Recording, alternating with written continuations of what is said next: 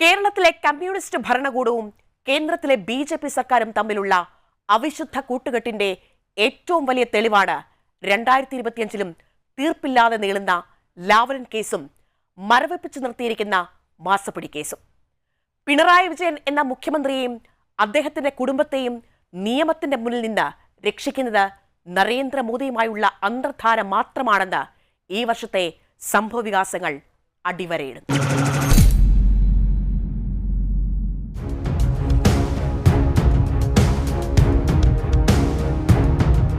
കേരളം കണ്ട ഏറ്റവും വലിയ അഴിമതികളിലൊന്നായ സ്വർണ്ണക്കടത്തിനും ഡോളർ കടത്തിനും മുൻപ് പിണറായി വിജയനെ വേട്ടയാടിയിരുന്ന ലാവ്ലിൻ കേസ് 2025-ലും സുപ്രീം കോടതിയിൽ അനന്തമായി നീളുകയാണ്.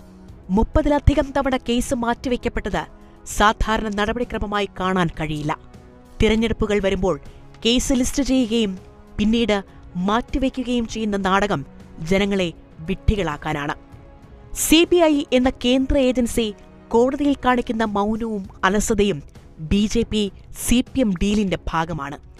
അത് തന്നെയാണ് ഈ കേസ് ഇഴഞ്ഞു നീങ്ങുന്നതിന് പിന്നിലെ യഥാർത്ഥ കാരണം.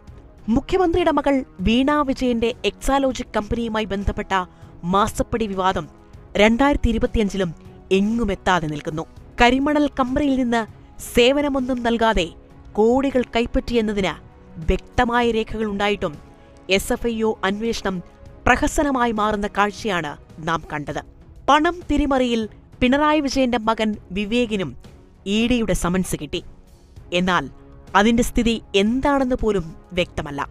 കേന്ദ്ര ഏജൻസികളെ ഉപയോഗിച്ച് പിണറായി വിജയനെ ഭീഷണിപ്പെടുത്തി വരുതിയിൽ നിർത്തുക എന്ന തന്ത്രമാണ് ബി.ജെ.പി. പയറ്റുന്നത്.